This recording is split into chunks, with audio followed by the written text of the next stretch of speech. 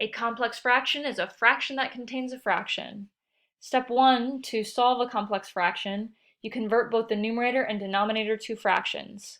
So I'm going to change this integer to a fraction by putting the 600 over 1. You can change any integer to a fraction by placing it over 1.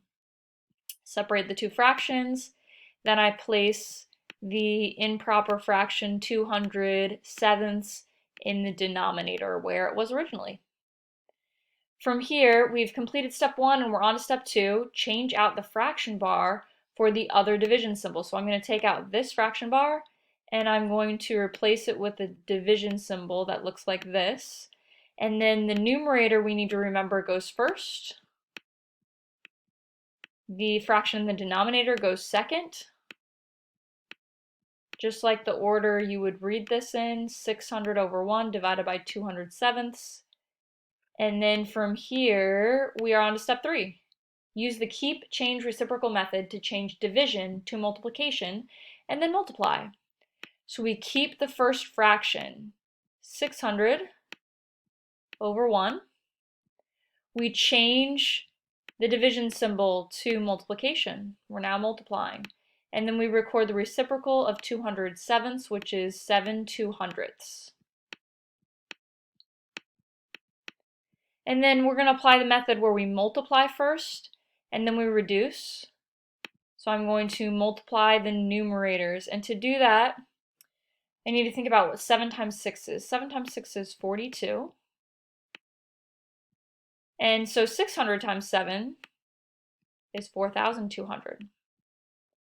And then I multiply 1 by 200 to get 200. And we know that if we have a 0 in the ones place, each number is divisible by 10.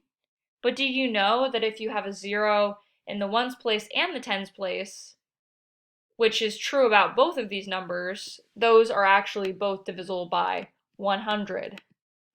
The other option would be to divide both by 10 and then divide both by 10 again, but we can save ourselves some time by dividing both of those by 100. 4,200 divided by 100 is 42, and 200 divided by 100 is 2, and 42 divided by 2 is 21. Now we're going to reduce first and then multiply. Let's reduce diagonally. 600 and 200, you can both divide by 200. 200 divided by 200 is equal to 1. And 600 divided by 200 equals 3. And then we multiply the numerators. We have a 3 and a 7, so we get 21. And then we multiply the denominators, 1 and 1, and we get 1, which also gives us an answer of 21.